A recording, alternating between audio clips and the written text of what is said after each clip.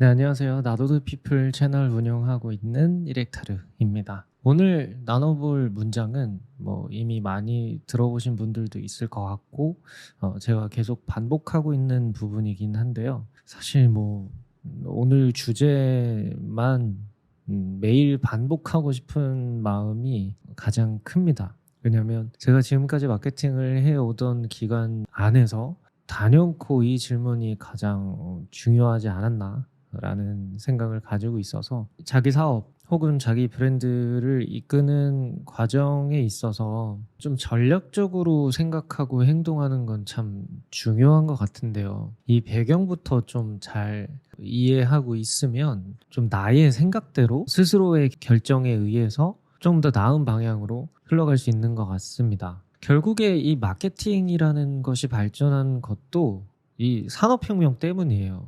역사의 흐름을 잘 살펴보시면 이 산업혁명이라는 것이 정말 세상을 뒤바꿔 놨거든요. 그게 디자인도 그렇고 전반적인 우리가 먹는 식품도 그렇고, 그래서 모든 어떤 정보를 해석하고 판단할 때는 그때부터 조금 흐름을 읽어가면서 이해하는 것이 저는 중요하다고 생각합니다. 자, 산업혁명 이전에는 우리가 가내수공업을 했어요. 생산력이 많이 떨어졌다는 뜻이고, 그때야말로 아마 이 맞춤 제작의 세상이었을 겁니다. 거의 1인 맞춤이었겠죠. 양장점이 많았고. 근데 이제 갑자기 기술이 발전을 하면서 이제 공산품이 생겨난 거예요.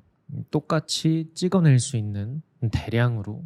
그때부터 마케팅이라는 것, 그러니까 잘 파는 기술이라는 것이 계속해서 발전하기 시작했는데, 당연히 그런 대량 체제를 처음 겪은 우리들은 처음에는 혼란스러웠겠지만 기회를 찾았을 겁니다.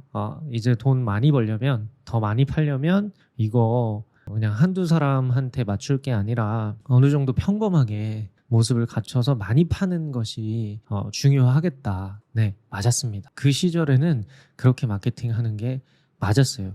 왜냐? 그런 보급품 자체가 많이 없었으니까. 그래서 그때 당시에 마케팅을 이제 우리가 했었다면 흔한 정보로 좀 대중화 시켜라. 모두를 위한 것을 만들어야, 이런 이야기를 많이 듣게 됐을 겁니다. 그렇게 또 해야 마케팅이 잘 됐으니까요. 그렇게 해야만 했겠죠. 근데 그 시점으로부터 지금 시기를 보자는 거예요. 몇백 년이 지났단 말이죠. 사실상 마케팅이 이 세상에 나온 지는 100년 조금 넘었지만, 아무튼 이런 판매하는 일들은 우리 인류 속에서 항상 있었으니까요. 근데 아시다시피 잘 된다는 어떤 이야기 소문이 돌면 우리는 움직이게 되어 있습니다. 그렇게 해야 하는구나. 그래서 아마 너도 나도 뛰어들었을 거예요. 근데 그러면서 신흥자본가가 이 세상을 지배하고 자본주의라는 것이 만연하게 되었습니다. 결국에는 자본주의를 만든 건 은행이지만 그 교환 과정 중에서 조금 더 가속화시켰던 건 산업혁명이 맞아요. 그래서 이 모든 게 맞물려 떨어져서 지금의 세상이 되었는데, 다시 한번 생각해 보자는 거예요. 그때 당시에는 우리가 조금 더 타겟을 넓히고 조금 더 많은 사람들을 위해서 기획하고 마케팅하는 것이 맞았지만, 아시다시피 잘 된다는 어떤 소문에 의해서 사람들이 뛰어들었을 때 결국 포화가 되잖아요. 그런 어떤 사실들을 잘 이해하고 있어야 됩니다. 분명 대량 체제가 시작됐을 때 처음에는 모두를 위한 것들이 잘 팔렸는데, 점점 가면서 그런 게 너무 많아진 거예요.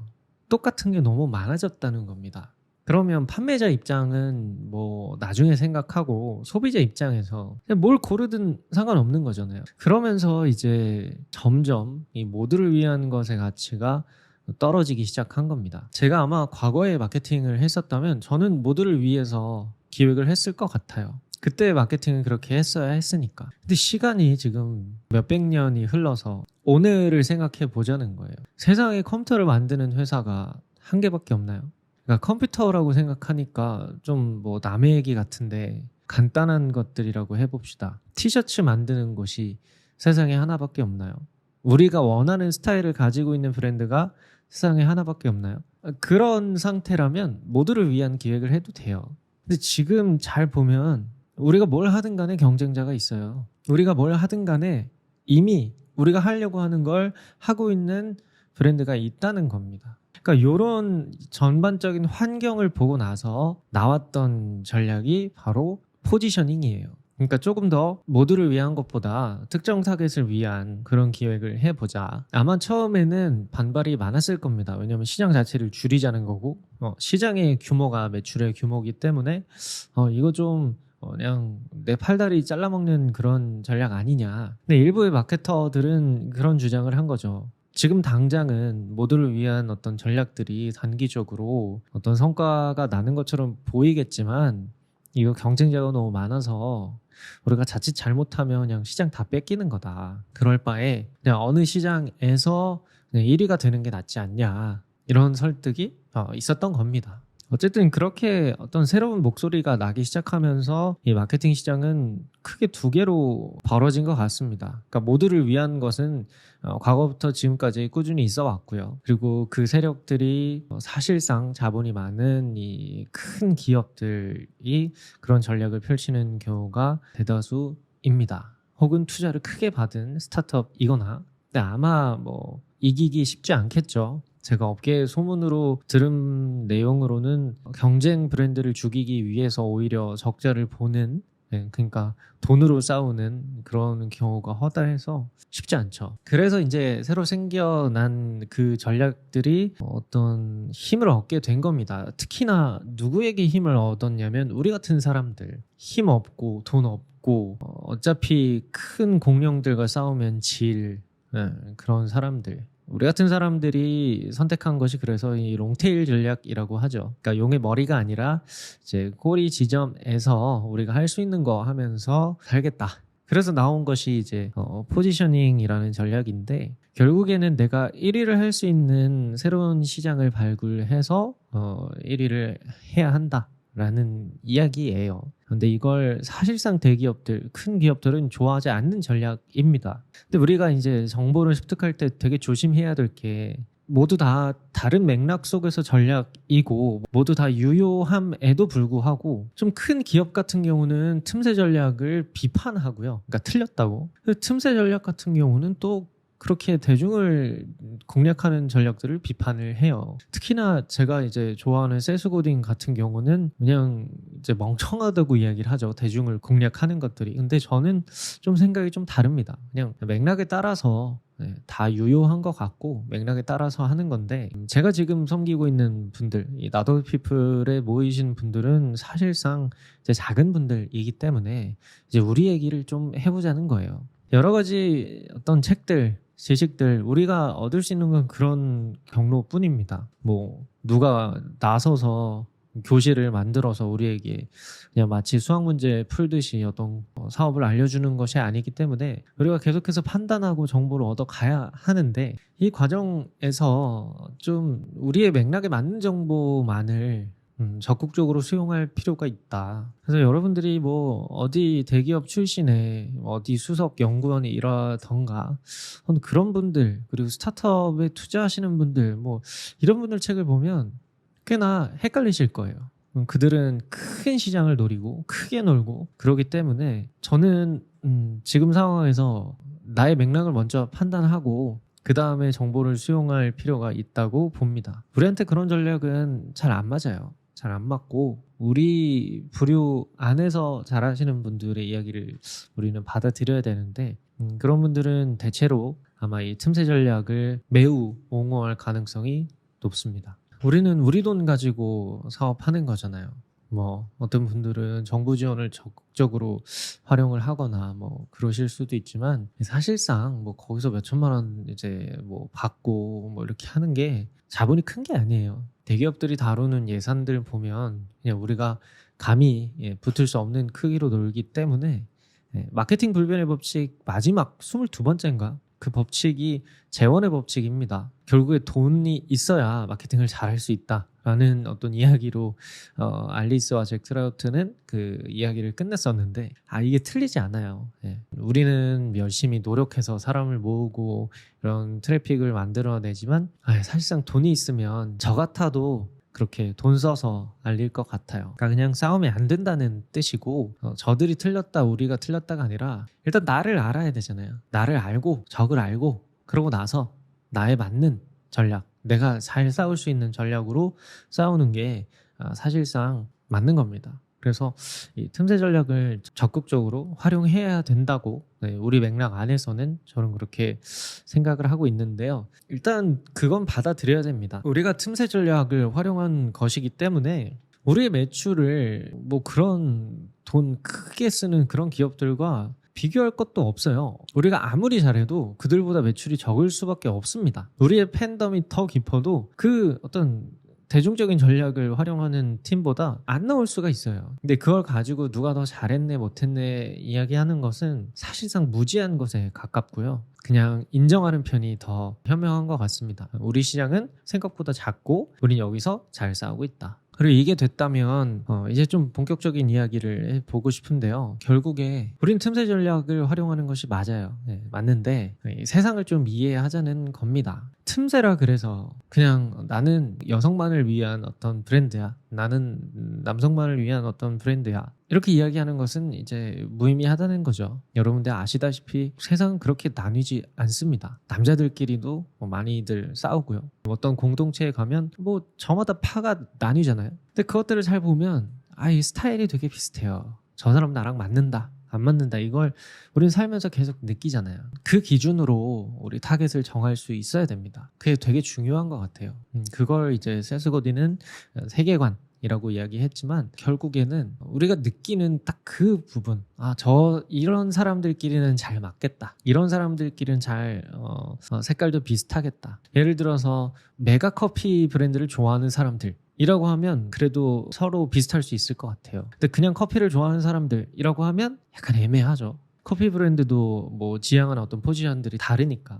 그래서 그 기준이 어떻든 간에 인구 통계학적인 것을 조금 부차적으로 두고 좀 적극적으로 우리가 생각해야 하는 부분은 세계관이다. 그 사람들의 스타일, 성향, 취향 뭐 이런 것들로 묶어내는 것이 훨씬 더 메시지가 날카롭게 그리고 조금 더 이런 집단의 색깔이 진하게 만들 수 있는 어떤 전략인 것 같습니다. 일단 세스 고딘 문장 먼저 한번 보고 이야기를 이어나가 보겠습니다. 그렇다면 어느 시장이어야 할까? 어떤 사람들이어야 할까? 당신의 진정한 팬이 될 1000명을 골라야 한다면 누구를 선택해야 할까? 우선 그들의 겉모습이 아니라 그들이 꿈꾸는 것, 믿는 것, 원하는 것을 토대로 선택하라. 다시 말해서 인구 집단이 아니라 심리 집단을 기준으로 삼아라. 눈의 색깔이나 약지의 길이를 기준 삼아 사람들을 한데 묶을 수 있듯이 그들이 하는 이야기를 기준으로도 묶을 수 있다. 인지언어학자인 조지 레이코프는 이 기준을 세계관이라 부른다. 세계관은 하나의 지름길이자 우리가 저마다 세상을 볼 때 활용하는 렌즈다. 세계관은 세상에 대한 자기 나름의 가정이자 편향이며 고정관념이다. 자, 저는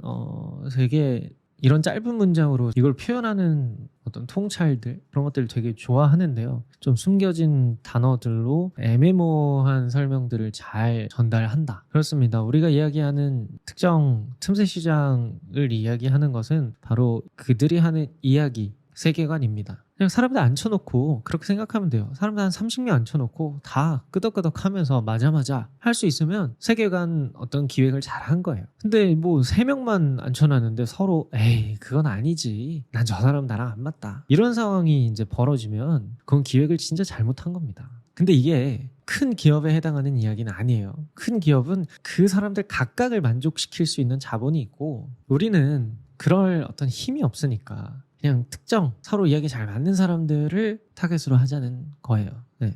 그런 어떤 맥락에서 판단을 하셔야 됩니다. 그랬을 때 결국에 잘된 기획들은 그런 사람들이 모여서 파티를 열 수 있을 정도로 서로 생각이 잘 맞고 삶이 잘 맞다는 거죠. 그래서 어떤 커뮤니티를 이끌어가기도 편하고요. 그래서 그런 기준으로 어쨌든 우리는 기획을 해 나가야 되는데 지금 세스 고딘이 제안하는 인원수는 1000명이에요. 1000명. 그러니까 이 1000명이라는 숫자가 예전에 어떤 책에서 어떤 사람들이 이야기했던 걸로 저는 알고 있는데 이런 브랜드를 옹호하는 팬 1000명만 있으면 그냥 우리가 살아가는 데 어떤 비즈니스를 하는데 문제가 없다라는 그런 이야기가 이 업계에서 돌고 있어서 1000명이라는 숫자가 나온 겁니다. 실제로 저도 약간 동의하는 바예요. 근데 그게 뭐 엄청나게 큰 돈을 벌 수 있는 그런 규모는 아닌 것 같고 그냥 우리가 아는 이 브랜드 스몰 브랜드의 크기라고 생각하면 그 정도인 것 같습니다. 근데 이때 좀 주의해야 할 어떤 이야기는 단순히 팔로워가 1000명이 있다? 그게 아닌 거죠. 사실상 제가 뭐 이미 실버 버튼도 받았던 어떤 인플루언서로서 판단을 했을 때는 팔로워 수는 생각보다 허수가 많아요. 그 팔로워 수로 브랜드의 크기를 판단하면 절대 안 됩니다. 실제로 저 1000명이라는 숫자는요, 우리가 어떠한 활동을 하고자 할 때 늘 따라와주는 숫자를 이야기해요. 그러니까 진짜 진정한 팬을 이야기하는 거죠. 그래서 우리와의 어떤 소속감도 있고 좀 함께 문화를 끌어나간다고 생각하는 우리 사람들, 그런 사람들이 1000명 정도 있으면 그래도 우리가 어디 나가서 행사하고 그럴 때 좀 재미난 일들을 벌일 수 있겠죠. 딱 그 정도면 그래도 브랜드 하나 끌어가는데 저도 문제가 없다고 생각하고요. 그 크기는 아마 큰 기업에서는 전혀 매력적으로 느끼지 않을 크기입니다. 근데 우리 입장에서는 사실상 굉장한 거죠. 우리 브랜드의 팬이 1000명이 있다. 그걸 목표로 좀 하셨으면 좋겠고, 그 1000명이 한 자리에 모였을 때 모두 다 끄덕거릴 수 있는 그런 날카로운 세계관 기획을 해서 풀어나가셨으면 좋겠습니다. 제가 앞서 이 질문이 가장 중요하다고 이야기했었는데요. 누구를 위한 것인가? 근데 이게 좀 명확하게 좀 정의가 돼 있고 그 숫자가 1000명까지 모일 수 있다면 사실상 여러분들은 큰 걱정이 없으실 겁니다. 물론 그 기획대로 잘 풀어나가야만 하지만요. 그 기획대로 풀어나간다는 건 어떤 이야기냐면 결국에 이 세계관마다 좋아하는 말이 있고 싫어하는 말이 있고 뭐 좋아하는 스타일이 있고 싫어하는 스타일이 있고 그리고 다 같은 어떤 목표 지점이 있고 가치 있다고 하는 것이 있고 가치 없다고 하는 것이 있습니다. 그렇기 때문에 우리 브랜드의 대상이 누구냐에 따라서 예를 들어서 우리가 그냥 커피 원두를 만든다고 칠게요. 그 커피 원두의 어떤 세부적인 기획들이 바뀔 수 있다는 거예요. 그러니까 기본적으로 커피 원두는 맞는데 그 커피 원두를 풀어나가는 어떤 기획들, 그러니까 브랜딩, 마케팅 이런 방식들이 차원이 다를 수 있다는 거죠. 우리가 아는 메가커피와 뭐 블루보틀이 서로 다르듯 같은 커피를 팔더라도 전혀 다르게 풀릴 수 있는 겁니다. 그리고 그걸 브랜드를 운영하는 기획자만 아는 게 아니고 소비자들이 인식하고 선택을 하잖아요. 그 가장 중요한 질문인 누구를 위한 것인가를 잘 정하고 그것을 브랜드에 잘 녹여내는 것. 저는 어쩌면 이 두 가지만 잘 해도 하나의 브랜드를 만드는 거는 좀 어렵지 않지 않나 라고 생각을 하고 있고요. 마지막으로 그럼 이 사람들을 어떻게 모아야 되냐 그런 고민을 좀 나눠보고 마무리하고 싶은데 결국에 그런 것 같아요. 뭐 사람 모으는 것도 말 많아요. 뭐 인스타는 갔다, 뭐 블로그는 갔다, 유튜브는 갔다, 뭐 광고는 끝났다. 저는 그런 이야기들이 그냥 안 나왔으면 좋겠습니다. 뭐가 가고 오고 이런 게 어디 있어요. 내가 할 수 있는 걸 하는 거죠. 그리고 우리 브랜드의 대상이 이제 모여있는 곳에 가서 또 열심히 활동하는 거죠. 그러니까 저는 어떤 방법이든 상관이 없다고 생각합니다. 광고 돌리셔도 돼요. 브랜드 이미지를 깎아먹지 않을 수만 있다면. 그리고 SNS 적극적으로 운영해야죠. 왜? 우리 자본이 없잖아요. 어떤 기업의 정보를 얻으신 분이 SNS 대해서 좀 좋지 않게 별거 아닌 듯이 생각하시는 분들이 있는데 실제로 본인의 자본은 많지 않으면서 그냥 멋있는 거를 따라하고 싶은 거예요. 성공한 사람들을. 그 사람들은 자본이 있으니까 맥락적으로 SNS를 포기할 수 있는 거고 본인은 자본이 없으니까 SNS를 적극적으로 활용을 해야 되는 거죠. 그게 멋이 있든 없든 우리가 멋있게 만들면 되는 거고 그래서 저는 어쨌든 모두 다 맥락적으로 좀 파악을 해야 되며 꽤나 자아의 오해들을 많이 인식하고 좀 버리는 연습도 필요하지 않을까. 우리 삶에서 뭐 이게 멋있다 저게 멋있다 할 수 있는데 그게 비즈니스에 잘못 접목됐을 때 진짜 배가 산으로 가는 일들이 저도 겪어봤고 그런 경우도 많이 보여서요. 그런 것들은 이제 좀 내려놔야 됩니다. 그러니까 브랜드에서 중요한 것은 결국에 우리 브랜드의 대상이지 이 브랜드를 운영하는 사람이 아니거든요. 근데 그 두 개를 맞추고 싶다면 사실상 브랜드의 대상을 나 같은 사람으로 기획하면 되는 것이고 그게 아니라면 적극적으로 활동을 할 필요가 있다. 꽤나 많이 비즈니스를 하면서 인생도 배우는 것 같아요. 나를 좀 내려놓아야 다른 사람들을 위한 활동들이 의미가 좀 있는 것 같아서. 근데 그 내려놓는 수준을 어디까지 할 것이냐, 아니면 안 내려놓은 기획은 또 어떻게 할 것이냐, 뭐 이렇게 시장의 어떤 다양성들이 형성되는 것 같습니다. 결국에는 오늘 우리가 캐치해야 할 것은 우리의 맥락과 이 맥락에 맞는 틈새 전략 안에서 우리가 취해야 할 생각들은 세계관이 가장 핵심 지점에 있다. 그래서 한번 지금까지 세계관으로 기획해서 잘 하셨더라도 다시 한번 고민해 보셨으면 좋겠어요. 내가 섬기고 있는, 내 브랜드가 섬기고 있는, 내 사업이 섬기고 있는 대상의 공통점은 무엇일까? 그것이 인구통계학적인 것이 아니라 어떤 이야기로 구분이 되면 훨씬 더 좋겠습니다. 네, 여러분들이 지금 듣고 계시는 원 센텐스는 제가 이 스몰 브랜드에게 도움이 되는 문장들을 가져와서 이야기로 풀어내는 그런 컨텐츠입니다. 오늘은 여기까지 하고요. 더 좋은 문장으로 다시 오겠습니다. 감사합니다.